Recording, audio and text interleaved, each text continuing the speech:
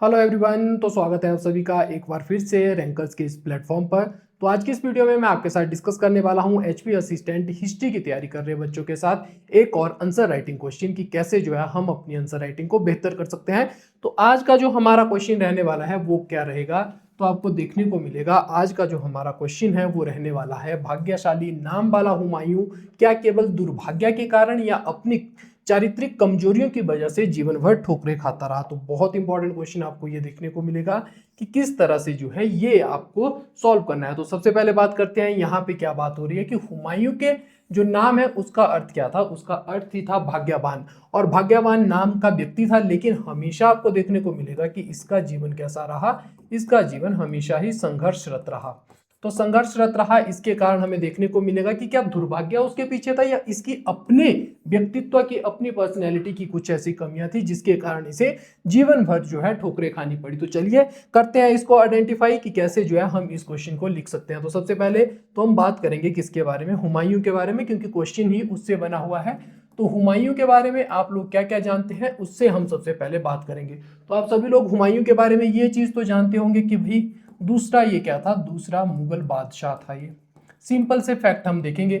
इसके अलावा हम जानते हैं कि शेरशाह सूरी ने क्या किया था, शेरशाह सूरी ने इसे दिल्ली से बाहर कर दिया था। दिल्ली से बाहर में आप देखेंगे चौसा और कन्नौज को हराने के बाद, बिलग्राम के युद्ध को हराने के बाद जो है इसे दिल्ली से बाहर कर दिया था। इसके अलावा आप लोग क्या जानते हैं कि बाद में सरहिंद और मच्छीवाड़ा को जीतकर यह पुनः अपने जीवन में जो है मुगल वंश को पुनर्स्थापित करता है, पुनर्स्थापित करता है। तो ये सारी चीजें आप लोगों को इतना तो पता ही है इसके बारे में कि किस तरह से चीजें आपको इसके बारे में देखने को मिलती है। तो चलिए अब देखते हैं कि कैसे जो है मैंने इंट्रो सिंपल रखने की कोशिश इसमें की है।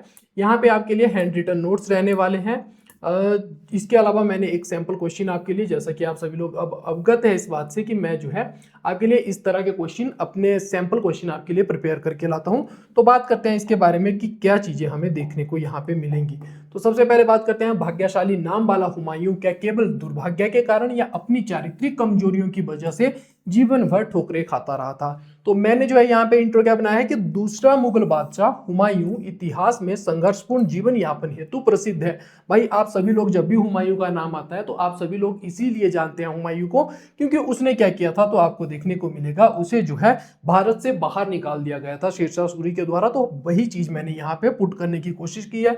उसका जीवन जो है भाग्यहीनता और व्यक्तिगत कमजोरियों का जटिल मिश्रण प्रतीत होता है। तो यहाँ पे आपको देखने को मिलेगा भाग्यहीनता क्यों लिखा है, क्योंकि आप देखोगे कि बहुत सारी चीजें उसको विरासत में मिली थी, बहुत सारी परेशानियां जो है बाबर से उसे विरासत में मिली थी। और व्यक्तिगत कमजोरियां क्या थी, अपनी कुछ कमियां थी उसकी, अपनी नशे की लत थी, या इसके अलावा बाकी जो निर्णय निर्माण की क्षमता थी वो भी काफी कमजोर थी। किस समय कौन सा निर्णय लेना चाहिए और कितना वो अच्छा हो सकता है, उसके क्या जो है परिणाम देखने को मिल सकते हैं, कितने दुष्परिणाम हो सकते हैं, वो सारी चीजें आपको देखने को मिलेगी कि इसे जो है उसके बारे में ये अच्छे से निर्णय नहीं ले पाता। तो इस कारण जो है मैंने ये लिखा है कि उसका क्या था, जटिल मिश्रण था। तो आई होप आपको जो है यहाँ पे चीजें समझ आई हो कि किस तरह से इंट्रो इस क्वेश्चन का बना है। अब देखते हैं कि हम क्या क्या इसमें लिख सकते हैं। तो सबसे पहले वहीं से शुरू करते हैं जहां से हम हर बार की तरह शुरू करते हैं। तो क्वेश्चन में हम क्या देखेंगे, हमने क्वेश्चन में देखा कि ये क्या है, हुमायूं केवल दुर्भाग्य के कारण या चारित्रिक कमजोरियां थी। तो पहला पार्ट हमारा क्या रहेगा, पहला पार्ट हमारा इंट्रो का रहने वाला है। यहाँ पे इंट्रो हमने डिस्कस कर लिया। उसके बाद बॉडी में हमें क्या लिखना है, हमें दो चीजों के बारे में लिखना है, जिसमें एक तो रहने वाला है कि हम दिखाएंगे कि भाई हुमायूं की कोई गलती नहीं है, हुमायूं केवल भाग्यहीन था, उसका कभी भी जो है उसकी किस्मत ने साथ नहीं दिया। तो पहले तो हम बताएंगे दुर्भाग्य शाली जो है शासक हमें देखने को मिलता है। इसके अलावा दूसरे में क्या देखने वाले हैं, उसके व्यक्तिगत कमजोरियां भी है, नहीं कि ऐसा नहीं था, उसके सामने जो कठिनाइयां थी अगर उनको वो अच्छे तरीके से टैकल करता तो एक बेहतरीन शासक वो बन सकता था। तो सबसे पहले हम क्या बात करने वाले हैं, हुमायूं एक दुर्भाग्यशाली शासक। तो यहाँ पे हम क्या लिखेंगे, भाग्यहीनता देखेंगे। पहला पॉइंट यहाँ पे क्या बन सकता है, तो शुरू से शुरू करेंगे जहां पे आप सभी लोगों को पता है कि बात कहां से शुरू होने वाली है। बात शुरू होगी बाबर की वसीयत से। बाबर की वसीयत से जो है आपको यहाँ पे बात शुरू होती हुई दिखाई देगी, जहां पे बाबर के द्वारा क्या किया जाता है, अपने साम्राज्य को मरने से पहले 4 पुत्रों में बांट दिया जाता है, जिसमें आपको पता होगा कामरान रहेगा, उसके अलावा हिंदाल रहेगा, हिंदाल के अलावा आपको अस्करी देखने को मिलेगा, और अस्करी के बाद आपको हुमायूं देखने को मिलेगा। और यहाँ पे सुलेमान भी रहेगा एक, जिसे बंदखशा वाला इलाका दे दिया जाएगा। तो कामरान को मिलेगा काबुल कंधार, हिंदाल को मिलेगा अलवर, अस्कर को मिलेगा, अस्करी को मिलेगा संभल, हुमायूं को मिलेगा दिल्ली और सुलेमान मिर्जा को मिलता है बंदखशा, तो उसके चचेरे भाई को। तो इस तरह से भाई सारा साम्राज्य बांट दिया गया बाबर के द्वारा। अब हुमायूं एक ऐसा शासक जब आपको देखने को मिलेगा कि राजतंत्र पूरा का पूरा किस पे चलता है, राजतंत्र पूरा का पूरा चलता है केंद्रीयकृत सत्ता पर, केंद्रीकृत सत्ता पर। लेकिन इसने अपने पिता की बात मानने के लिए इसने अपने पिता की बात या उनकी इज्जत में जो है ये सारी चीजें आपको देखने को मिलेगी कि अपने भाइयों में बांट दी। और केंद्रीय सत्ता जो अभी मुगल वंश अभी केवल नवजात था, वो पूरी तरह से पैदा भी नहीं हुआ था या उसकी जड़ें पूरी तरह से भारत में आपको देखने को मिलेगी कि पूरी तरह से स्थिर नहीं हो पाई है, उसी समय क्या हो गया, राज्य का बंटवारा हो गया। तो आपको ये देखने को मिलेगा कि इसी के समय में राज्य का बंटवारा आपको होता हुआ दिखाई देगा। तो भाई ये जो गलती है वो कहीं से कहां तक हुमायूं की कोई गलती नहीं है, क्योंकि उसे विरासत में बाबर से जो है एक कमजोर राज्य मिला था जिसमें उसने अपने सारे भाइयों को ये राज्य बांट दिया था। तो ये बात कहनी है एल्फिस्टन महोदय की, तो वो जो है इस बारे में बात करते हैं। लेकिन दूसरा पॉइंट क्या है, दूसरा पॉइंट आपको देखने को मिलेगा कि उसे जो है असाधारण भाईचारा हमें देखने को मिलता है, या असाधारण जो है उदारता देखने को मिलती है। एक शासक होने के नाते जितनी उदारता इसके अंदर होनी चाहिए थी उससे 100-200% जो है इसके अंदर हमें ज्यादा ही देखने को मिलती है। ये क्या करता था, ठीक है, पहले इसने अपने भाइयों में जो है पूरी तरह से शासन को बांटा या पूरी तरह से जो है राज्य को पूरी तरह से अपने भाइयों में बांट दिया। लेकिन उसके बाद आपको देखने को मिलेगा कि उसके भाई हर बार जो है विश्वासघात करते रहे, लेकिन वो क्या करता था, उन्हें हर बार क्षमा कर दिया करता था। तो भाई राजा अगर इस तरह से इमोशनल होकर फैसले लेना लगा और वो जो है इतनी भावहीनता या इतनी भावनाओं में बहने लगा, तो वो कैसे राजपाट संभाल पाएगा। ये जो है आपको देखने को मिलेगा कि ये उसकी एक कमजोरी हमें देखने को मिलती है, या वो जो है आपको चीजें देखने को मिलेगी इसके बारे में कि भाई उसके भाई उसके पक्ष में कभी खड़े नहीं हुए। वो तो अपने भाइयों के साथ हमेशा खड़ा रहा, लेकिन उसके भाई हमेशा उसके साथ क्या करते रहे, विश्वासघात करते रहे। तो हमें ये देखने को मिलेगा कि उसके भाइयों का उसे साथ नहीं मिला। तो आपको देखने को मिलेगी ये चीज कि उसका जो है कभी भी उसकी किस्मत में या भाइयों का साथ लिखा ही नहीं था। तीसरे पॉइंट की अगर मैं बात करूं तो तीसरा पॉइंट कौन सा रहने वाला है, तो आप सभी लोगों ने पढ़ा होगा कि जो बाबर है, बाबर जब पानीपत का युद्ध जीता तो उसने क्या किया, काबुल में एक एक चांदी का सिक्का पूरी जनता में बंटवा दिया, या पूरी आवाम में जो है उसने चांदी का एक एक सिक्का बंटवा दिया। एक साइड आपको देखने को मिलेगा उसने 4 युद्ध लड़े, तो 4 युद्धों में कौन कौन रहेगा आपको पता है, पानीपत का युद्ध है पहला, दूसरा आपको कौन सा देखने को मिलेगा, खानवा देखने को मिलेगा, फिर चंदेरी रहेगा और उसके बाद आपको घाघरा देखने को मिलेगा। तो ये चारों युद्धों में उसने क्या किया भाई, खूब पैसा लुटाया यहाँ पे, या खूब पैसा जो है यहाँ पे यूज किया। और ऊपर आपको देखने को मिलेगा कि काबुल की जनता को पूरी तरह से उसने खुश करने के लिए, और इसके कारण कलंदर की उपाधि भी मिली थी बाबर को। तो आपको देखने को मिलेगा कि बाबर से न केवल उसको टूटा हुआ साम्राज्य मिला, एक विभाजित साम्राज्य मिला, बल्कि साथ में ही आपको यहाँ पे देखने को मिलेगा कि खाली राजकोष भी मिला था बाबर से। तो इसमें भी हुमायूं की कोई गलती नहीं है, ये हुमायूं का भाग्य ही ऐसा था कि उसके पिता के द्वारा ही उसका सारा राजकोष जो है खाली कर दिया गया था। तो यहाँ पे आपको देखने को मिलेगा, ये इंपॉर्टेंट चीज रहेगी कि यहाँ पर आप देख पा रहे होंगे कि किस तरह से भाग्यहीनता को हम दर्शा रहे हैं बार बार। और ये किसका कहना है, तो आपको देखने को मिलेगा, ये मेरा कहना नहीं है, ये इतिहासकार B.S. स्मिथ ने जो है अपनी किताब में ये बात लिखी है कि उसे खाली राजकोष मिला है। इसके अलावा अगर बात करूं तो और क्या चीजें हमें देखने को मिलेगी यहाँ पे, जस्ट अ सेकेंड। इसके अलावा बात करें, चौथी क्या चीज रहेगी कि भाई पिता के साइड से तो आपको देखने को मिलेगा प्रशासन या कमजोर प्रशासनिक ढांचा। उसके पिता ने क्या किया, उसके पिता ने सैन्य जागीरों में तो पूरे राज्य को बांट लिया, जिसे बाजा कहा जाता था। लेकिन आपको देखने को मिलेगा कि कहीं से कहां तक जो है उसके पिता ने क्या कोशिश नहीं की, ये ना तो उसने न्याय व्यवस्था के लिए कोई कोशिश की, ना ही उसने जो है कहीं से कहां तक आपको देखने को मिलेगा राजस्व व्यवस्था को सुदृढ़ करने की कोशिश की, ताकि अच्छे से जो है कोष में खजाना आ सके, पैसा आ सके, ताकि कोष जो है उनका मजबूत हो सके। वैसी कोई भी चीज या वैसा कोई भी प्रयास जो है बाबर के द्वारा नहीं किया गया था। तो एक और चीज उसके भाग्य पर आपको देखने को मिलेगी कि भाग्य के द्वारा उसे धोखा दिया गया। इसके अलावा नेक्स्ट हमें क्या देखने को मिलेगा, नेक्स्ट जो हमें देखने को यहाँ पे मिलेगा पांचवा एक और चीज उसे विरासत में मिली थी, आप सभी लोगों को पता होगा, आपने पढ़ा होगा नुसरत शाह के बारे में। इसके अलावा आपने देखा होगा ये बंगाल के शासक रहेंगे, उसके अलावा महमूद लोदी, महमूद लोदी अफगान रहेंगे। अफगानों के बाद अगर बात करूं तो आपको रतन सिंह देखने को मिलेंगे, राणा सांगा के पुत्र। इसके अलावा यहाँ पे बात की जाए तो आलम खान, एक और अफगान विरोधी। तो उसके पिता ने क्या किया, बाबर ने जो है अफगानों और जो राजपूत हैं उनकी शक्ति को पूरी तरह से नष्ट नहीं किया। 4 साल थे उसके पास। अगर करने वाला होता बाबर तो वो क्या करता, तो आपको देखने को मिलता कि शेरशाह सूरी की तरह अपने सारे दुश्मनों को वो खत्म कर देता, जैसे उसने हुमायूं को भारत से बाहर ही खदेड़ दिया था और ईरान में जाकर हुमायूं को रहना पड़ा था। तो अगर ऐसा करने वाला होता बाबर तो वो भाई 5 साल में ही कर लेता। आपको देखने को मिल रहा होगा कि सारी की सारी चीजें कहाँ बाबर के ऊपर थोपी जा रही है। तो ये सारी चीजें आपको देखने को मिलेगा कि बाबर की कमियां रहने वाली है। भाई ये काम अगर उसने अच्छे से किया होता तो शायद हुमायूं को एक सशक्त राज्य मिला होता, अच्छे से वो शासन कर पाता, उसे भारत से बाहर कभी जाना ही ना पड़ता। तो ये चीजें हमें यहाँ पे देखने को मिलेगी। यही इसका भाग्य, जो खराब भाग्य था या खराब किस्मत जो हुमायूं लेकर पैदा हुआ था, आपको देखने को मिलेगा उसमें एक और पॉइंट जुड़ जाएगा, प्रकृति का या प्रकृति की क्रूरता। और क्रूरता कैसे भाई, ये क्या आपको देखने को मिलेगा चौसा के युद्ध में या कन्नौज के युद्ध में। चौसा और कन्नौज के युद्ध में हमें देखने को मिलेगा 39-40 में क्या होता है। तो यहाँ पे आपको एक चीज देखने को मिलेगी कि इसके समय में बारिश होना स्टार्ट हो जाती है। तो प्रकृति भी जो है इसका साथ बिल्कुल भी नहीं दे रही थी। तो बारिश जब स्टार्ट हो जाती है तो इसका सारा तोपखाना कीचड़ में फंस जाता है, सारा का सारा तोपखाना जो है कीचड़ में फंस जाता है और वो काम करना बंद कर देता है। तो ये एक और चीज हमें देखने को मिलती है और इसकी वजह से शेरशाह सूरी से ये हार जाएगा।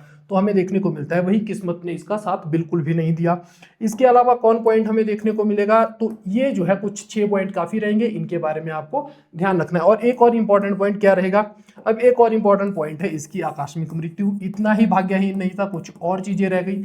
आकस्मिक मृत्यु में अगर बात करूं तो आपको देखने को मिलेगा भाई सारी चीजें हो गई, सरहिंद हो गया, मच्छीवाड़ा हो गया, और उसके बाद आपको देखने को मिलेगा कि ये क्या बन गया, पुनः जो है मुगल बादशाह बन गया। दिल्ली में जो है शासन इसने स्थापित कर दिया, मुगल बादशाह जो है पुनः ये बन गया। लेकिन यहाँ पे हमें क्या देखने को मिल रहा है कि इसने क्या किया, तो इसने आपको देखने को मिलेगा एक इंपॉर्टेंट चीज कि इसकी क्या होता है, जैसे ही 1556 में ये दिन बना के पुस्तकालय से उतर रहा होता है, उसी समय जब सीढ़ियां उतर रहा होता है उसी समय इसे अजान जो है सुनाई देती है और ये घुटने पर झुकने लगता है और उसी समय इसकी पोशाक इसके पैरों में फंसती है और वहां से गिर जाता है। तो भगवान को भी इससे कुछ ज्यादा ही प्यार था भाई, अभी जो है राजपाट का इसने 6-7 महीने उपभोग ही किया था, उतने में अपने पास बुला लिया अल्लाह ने इसे।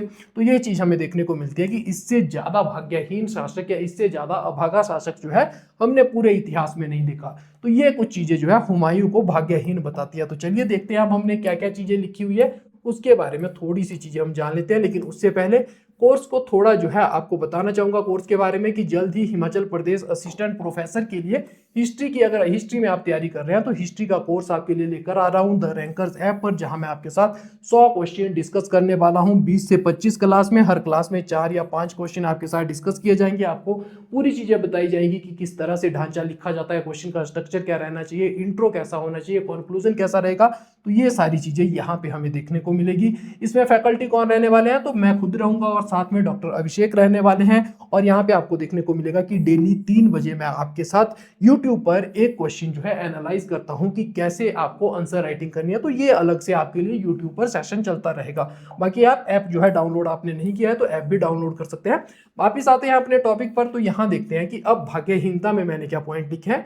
तो भाग्यहीनता में वही पॉइंट आपको देखने को मिलेंगे कि भाग्यहीन था भाई, विरासत में आपको देखने को मिलेगा विभाजित राज्य इसे प्राप्त हुआ था। एग्जाम्पल क्या है, पिता ने अपनी वसीयत में साम्राज्य को 4 भाइयों में बांट रखा था। तो इसमें हुमायूं की क्या गलती है, हुमायूं अभागा ही था कि उसके पिता ने ही उसको पूरा साम्राज्य नहीं सौंपा, तो कैसे उमरा और उलेमा उसके कंट्रोल में रहते भाई। तो पहला पॉइंट हो गया जहां पर आपको देखने को मिलेगा कि हुमायूं को विरासत में समस्याएं मिलती जा रही है।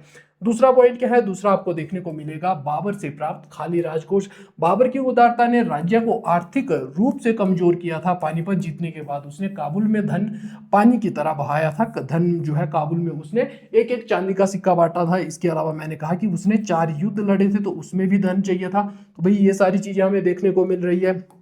उसके अलावा तीसरा पॉइंट क्या रहेगा, अफगानों तथा राजपूतों की समस्या यहाँ पर रहने वाला है कि अफगानों और राजपूतों की समस्या का भी कोई निराकरण नहीं हुआ था, कोई निदान आपको देखने को यहाँ पे नहीं मिलेगा। बाबर द्वारा दुश्मनों को देश से न खदेड़ने के कारण हुमायूं को नुसरत शाह, रतन सिंह, आलम खां, महमूद लोधी जैसे शत्रुओं का विरासत में ही जो है उससे प्राप्त हुए थे और उनका उसे सामना करना पड़ा था। तो ये यहाँ पे तीसरा पॉइंट रहने वाला है कि इसे जो है अपने से, और साथ में एक इंपॉर्टेंट चीज है, इसकी किस्मत इतनी खराब है कि भाई इसी के समय में कौन पैदा हो रहा है, बिहार या जौनपुर वाले क्षेत्र में, इसी के समय में इससे काफी जो आपको देखने को मिलेगा काफी सफल राजा या काफी जो है योग्य शासक जिसका नाम था शेरशाह सूरी, वो पैदा हो रहा है। तो वो भी इसके लिए एक बड़ी समस्या बनकर उभर रहा था। तो भाई इसकी तो पूरी तरह से किस्मत ही खराब है। आगे आपको देखने को मिलेगा कमजोर प्रशासनिक ढांचा रहेगा। बाबर ने साम्राज्य को सैन्य जागीरों में तो बांटा था जिसे बाजा कहा जाता था, लेकिन न्याय व्यवस्था और राजस्व संग्रह हेतु कोई प्रयास नहीं किया था। ये मैं नहीं कह रहा, ये कौन कह रहे हैं, इतिहासकार B.S. स्मिथ का कहना है कि भाई बड़ा कारण ये भी हमें देखने को मिलेगा। नेक्स्ट है प्रकृति की क्रूरता। अब जब पिता से तो इसे समस्या मिली थी, बाकी दुश्मन इसके बिल्कुल किनारे बैठे हुए थे, बिल्कुल सीमाओं पर दुश्मन बैठे हुए थे, लेकिन फिर क्या होता है, फिर प्रकृति भी इसका साथ नहीं देती। जब चौसा और कन्नौजी अपनी सेना के बल पर जीत सकता था, मुगल बादशाह के बल पर, मुगल बादशाह के पास इतनी सेना थी कि शेरशाह सूरी को हरा सकता था, लेकिन तभी क्या करती है प्रकृति, आपको देखने को मिलेगा अचानक भारी वर्षा करती है और मुगल तोपखाना कीचड़ में धंस जाता है। तो इस तरह से हुमायूं यहां भी मात खा जाता है। तो इससे बड़ा अभागा शासक कौन होगा। छठे की बात करूं तो आकस्मिक मृत्यु। मुगल वंश को पुनर्स्थापित करने के पश्चात दीनपना की सीढ़ियों से गिरकर इस बेचारे की मृत्यु हो जाती है। तो भाई जब राजपाट भोगने की बारी थी तब ये क्या हो जाता है, मृत्यु को प्राप्त हो जाता है। तो इससे बड़ा शासक आपको, या इससे बड़ा भाग्यहीन शासक हमने पूरे इतिहास में नहीं पढ़ा होगा। लेकिन क्या वाकई में भाग्यहीनता थी, या हुमायूं की कमियों को छुपाने के लिए भाग्य का एक जो है सहारा दिया जाता है, भाग्य का सहारा लिया जाता है ताकि हुमायूं की एक अच्छी छवि बन सके। तो चलिए उसके बारे में बात करते हैं। सबसे पहले क्या देखने को मिलेगा, साम्राज्य का आत्मघाती विभाजन। तो साम्राज्य का आत्मघाती विभाजन क्या देखने को मिलेगा, हुमायूं की राजनीतिक अपरिपक्वता ने केंद्रीय सत्ता को प्रारंभ में ही पंगु बना दिया था, ये कहना है B.S. स्मिथ साहब का। एक्चुअल में हुआ क्या, ठीक है मान के चले कि भाई बाबर ने क्या कर दिया, आपका जो राज्य है उसको बोल दिया 4 भागों में बांट दो, लेकिन क्या आपको देखने को मिलेगा कि बाबर तो मर चुका है। बाबर की बात मानना ठीक है एक पुत्र के आधार पर सही है, लेकिन क्या इतने बड़े साम्राज्य के शासक होने पर वो सही रहने वाली है बात। आप जो है उस बात को आगे चलकर आप देखोगे कि शाहजहां को कैद कर देगा औरंगजेब, उस समय तो कुछ नहीं बोलेंगे, ना कोई इतिहासकार उसकी बुराई करेगा, क्योंकि वो बादशाह होने के नाते उस तरह की चीजें देखने आम बात थी। तो भाई आप भी तो इस बात को, आपसे तो कहीं ना कहीं आपको देखने को मिलेगा कि पिता को कैद करने को तो नहीं बोला जा रहा था, आपसे बोला केवल आपको करना कितना था। अगर आप राजनीतिक परिपक्वता की जो है अपनी यहाँ पे एक तरह से पहचान दिखाते या राजनीतिक परिपक्वता दिखाते, तो आपको करना कितना था कि बस वसीयत ही नहीं माननी थी। अगर भाइयों को आप कंट्रोल में रखते, औरंगजेब ने तो चारों के चारों भाइयों को या तीनों भाइयों को जो है हत्या कर दी थी, लेकिन आप अगर हत्या भी नहीं करते भाई प्रेम में जो है, तो आप साम्राज्य भी मत बांटते, क्योंकि आपका साम्राज्य नया नया पनपा हुआ था और उसको आवश्यकता थी एक स्ट्रॉन्ग केंद्र की, ताकि जो है चीजें अच्छे से हो सके। लेकिन भाई ये गलती कर जाता है यहाँ पे। तो B.S. स्मिथ यही कहते हैं कि भाई बच्चा नहीं था, बचकानी हरकत करके जो ये चला गया, तो ये इसकी अपनी गलती है, क्योंकि इसको राजनीति अच्छे से समझ नहीं आई थी। अब कुछ लोग बोलेंगे कि भाई बहुत जवान था, 20-22 साल की उम्र में ये राजा बन गया था। तो क्या शिवाजी 16 की उम्र में जागीरदार नहीं बने थे, हर्षवर्धन 16 की उम्र में शासक नहीं बना था, इसका खुद का पुत्र 13 साल की उम्र में दिल्ली का बादशाह नहीं बना था। तो भाई जब अगर ऐसी राजनीतिक परिपक्वता एज के अकॉर्डिंग डिसाइड होने लगी, तो अकबर कहाँ था, अकबर तो इससे भी छोटा था और इसका अपना पुत्र था। तो भाई इससे भी क्या करना था, इसे भी राजनीतिक परिपक्वता की थोड़ी जो है पहचान दिखानी चाहिए थी, या वो प्रयास करना चाहिए था कि हाँ भाई मैं नहीं राज्य बांटने वाला हूं, क्योंकि एक राजा के तौर पर सब कुछ राज्य ही होता है। तो वो हमें देखने को मिलेगा। फिर आती है असाधारण उदारता। असाधारण उदारता क्या है, तो सतीश चंद्र के अनुसार भाइयों के बार बार विश्वासघात के बावजूद इसने क्या किया था, उन्हें क्षमा कर दिया था। तो ये एक बड़ा कारण देखने को मिलेगा। भाई एक को दंडित करता तो दूसरा आपको देखने को मिलेगा। वही बात कहूंगा कि औरंगजेब ने तो सारे भाइयों को मार दिया था, चाहे किसी भी कारण से, उसको इतनी बात पता थी कि भाई कुछ भी हो जाए, लेकिन हुमायूं की तरह मैं गलती करने वाला नहीं हूं, अपने भाइयों को कहीं भी बख्शने वाला नहीं हूं। ये कारण आपको देखने को मिलेगा। राजतंत्र में और चेस में एक ही राजा होता है, और वो कौन था, औरंगजेब के समय में औरंगजेब था, तो हुमायूं के समय में भी हुमायूं होना चाहिए था, लेकिन वो इस बात को नहीं समझ पाया। तो ये बात बताता है कि भाई वो राजा बनने के काबिल ही नहीं था।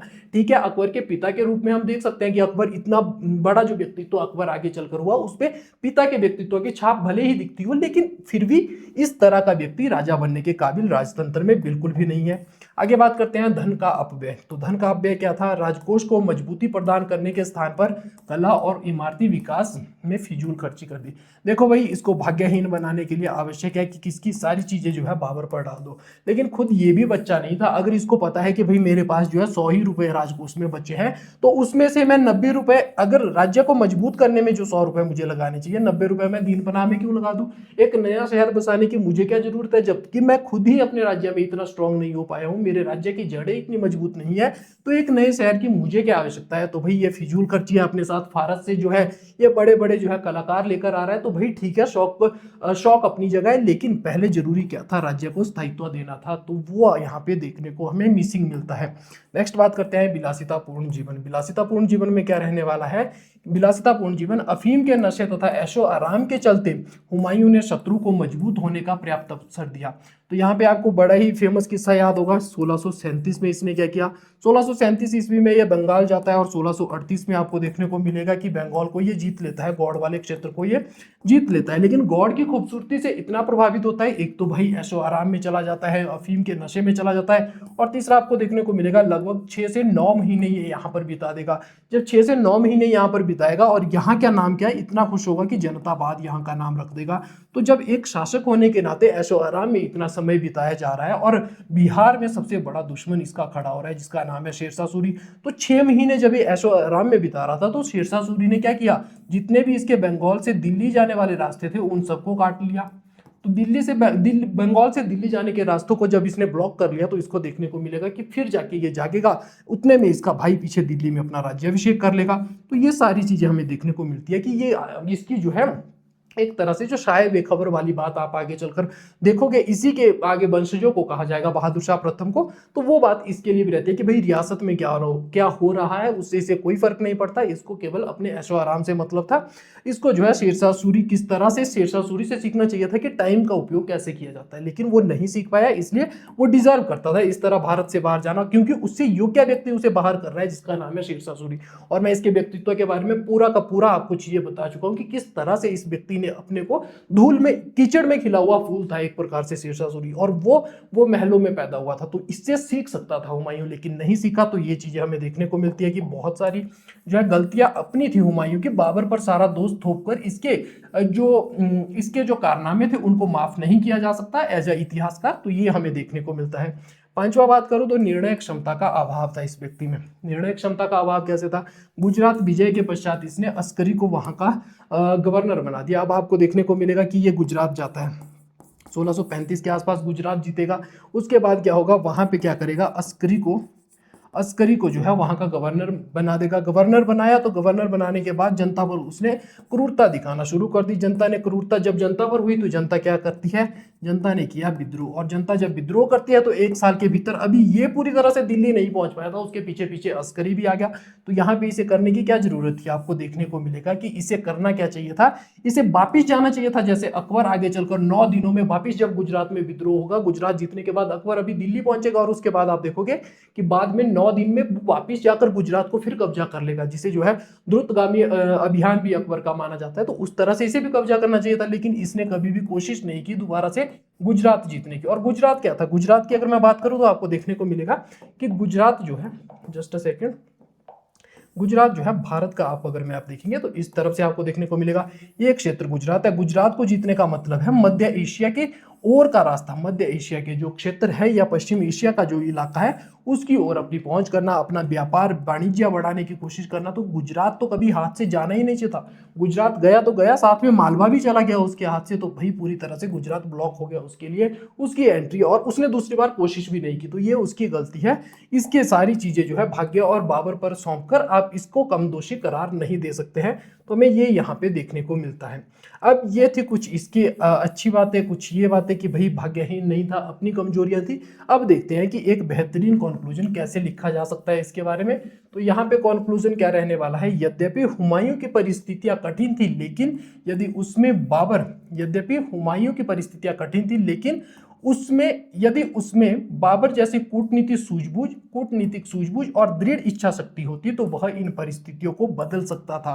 कूटनीतिक सूझबूझ कैसे, दृढ़ इच्छा शक्ति कैसे, तो आपको देखने को मिलेगा कि इससे समरकंद कितनी बार जो है आपको देखने को मिलेगा कि उज्बेकों ने छीना बाबर से, लेकिन फिर भी लड़ा। और बाद में आपको देखने को मिलेगा कि बाबर से ही सीख लेता। 11 वर्ष की उम्र में जो है फरगना उसको मिल गया था। 11 वर्ष की उम्र में पिता का सिर से हाथ उठ चुका था, ये तो फिर भी 22-23 साल का हो गया था। तो बाबर से ही सीख लेता भाई, किसी और से नहीं सीखना था, अपने पिता से सीख लेता, लेकिन वो भी नहीं सीख पाया। इसके अलावा 4 युद्ध इसने लड़े और उस भूमि पर लड़े जहां पे कौन है, हिंदू सबसे ज्यादा संख्या में है, राजपूतों के साथ सीधा लोहा लिया। इसके अलावा अफगान जो पहले से 300 सालों से जो है वहां पे सत्ता में बने हुए उनके साथ लोहा लिया। लेकिन इसके अंदर वाकई में वो इच्छा शक्ति नहीं थी, ये वाकई में राजा नहीं बनना चाहता था, इसलिए भाग्यहीनता पर जो है चीजें ना थोपी जाए। अगर ये चाहता तो अपनी परिस्थितियों को अपने अनुसार भी बदल सकता था।